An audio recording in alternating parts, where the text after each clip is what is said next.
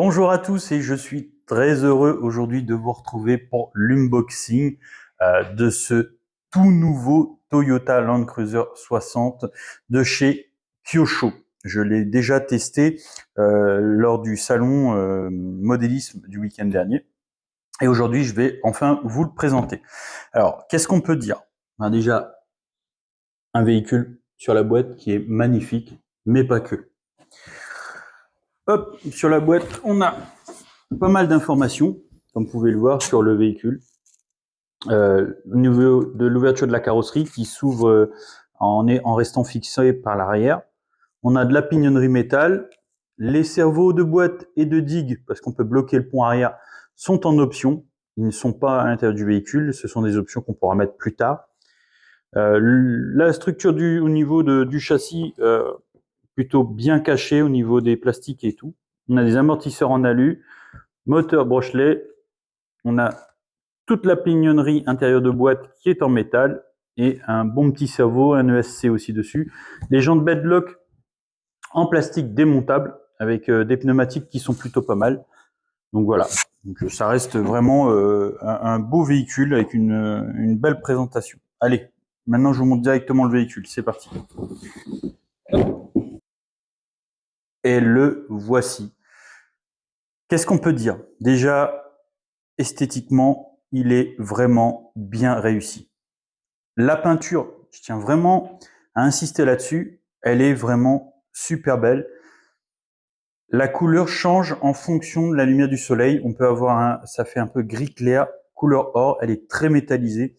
On a vraiment une belle finition extérieure au niveau carrosserie.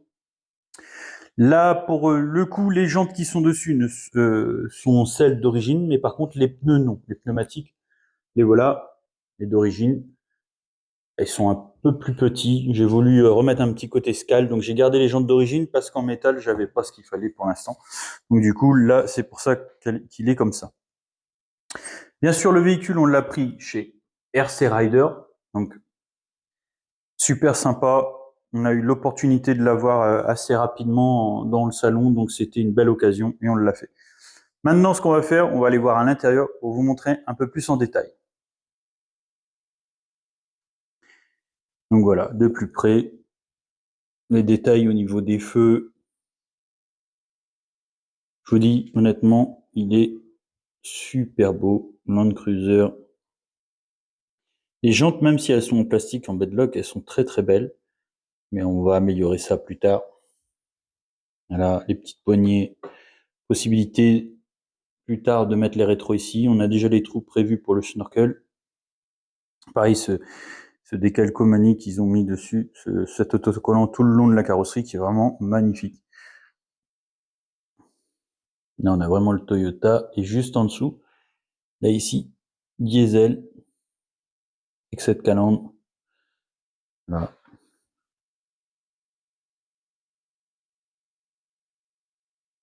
Là, on a possibilité, on a les feux version chinoise, si je peux dire comme ça, et si on a les rétros ici, on est en version européenne.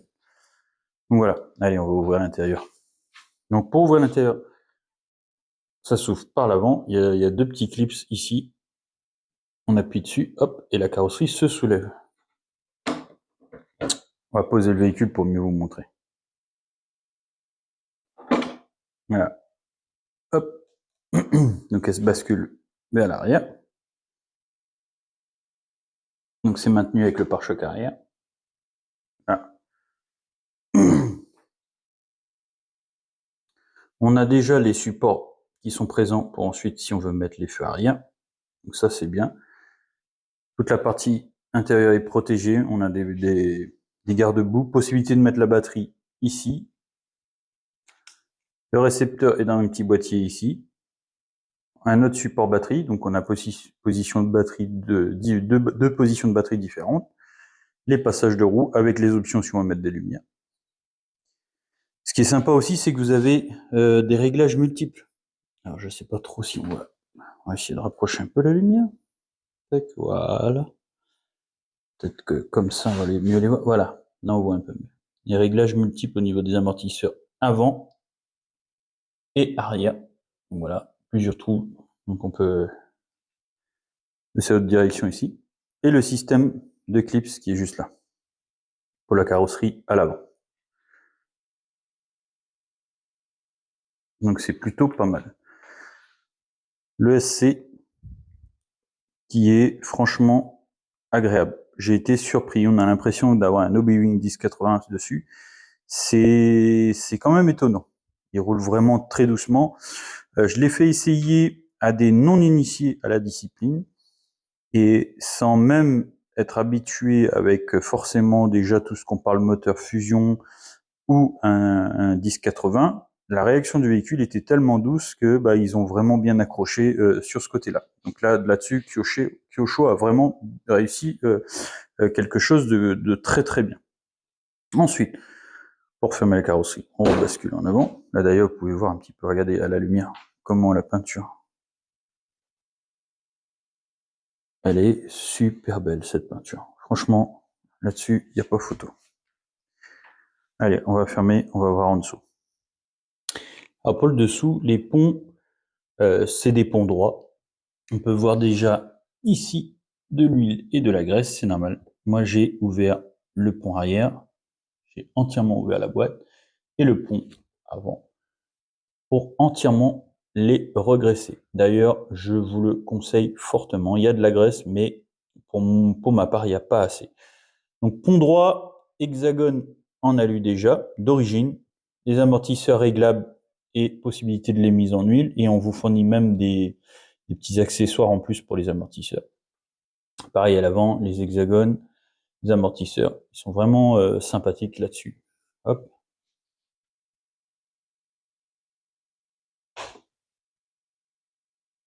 Le cerveau à l'avant avec un palonnier en alu, et du coup on a un système pan-rare à l'avant.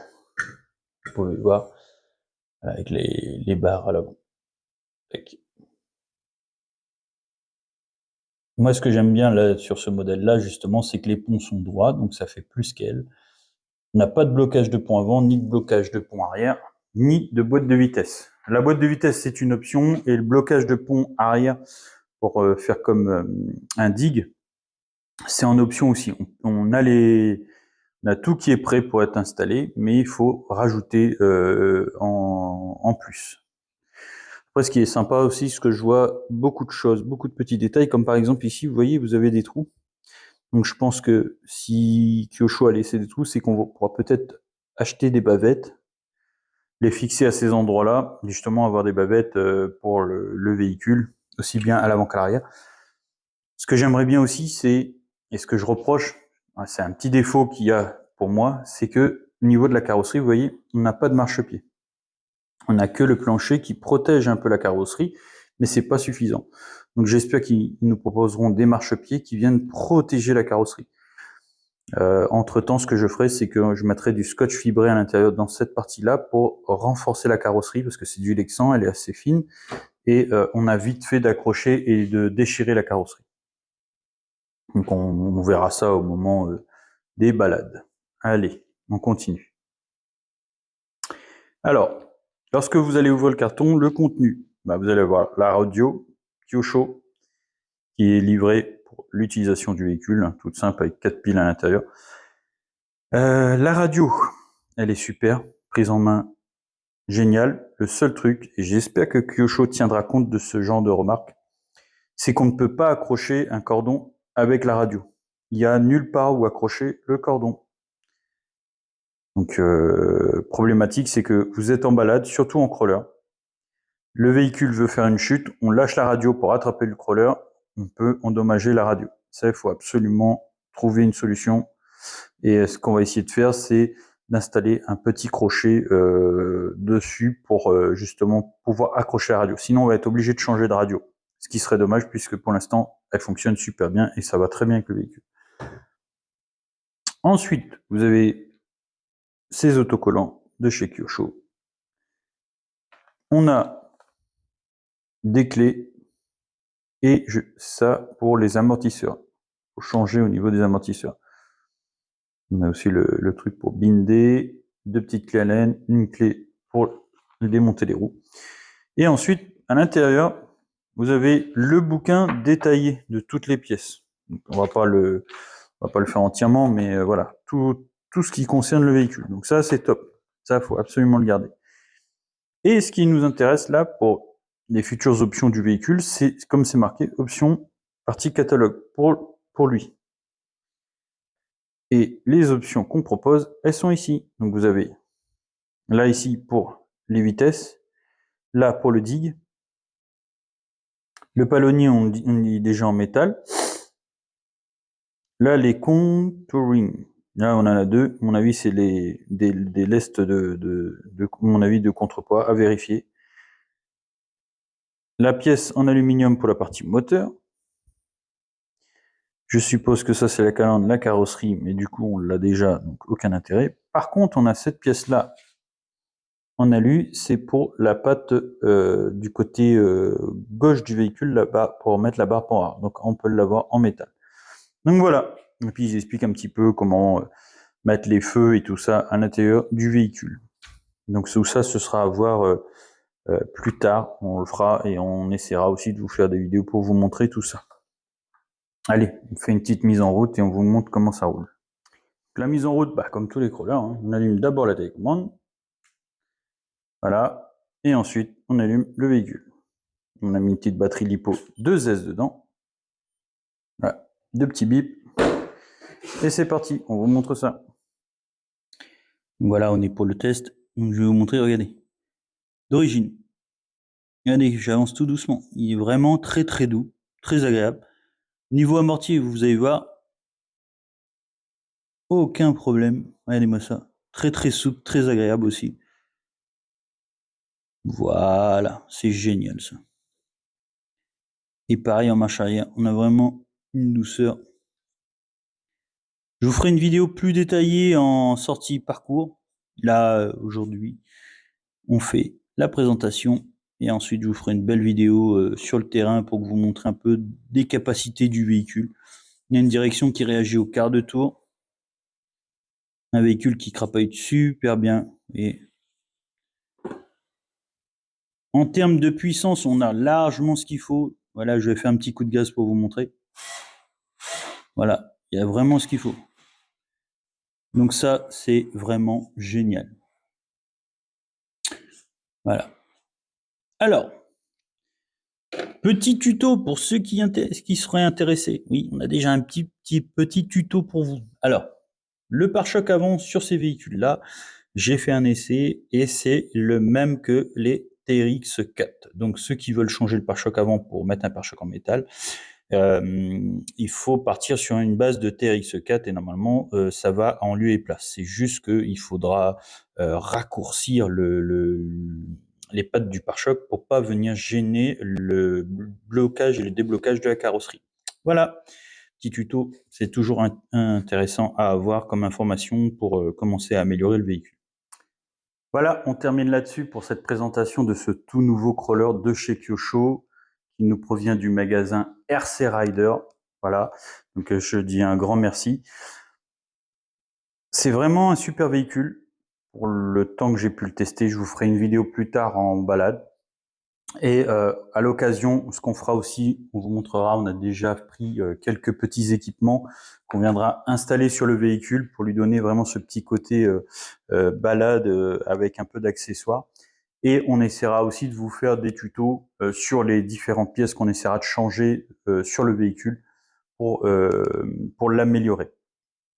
Et puis bah voilà. Donc en espérant que ça vous a plu, le pouce bleu, sinon la descente du crawler, et je vous dis à tous à très bientôt.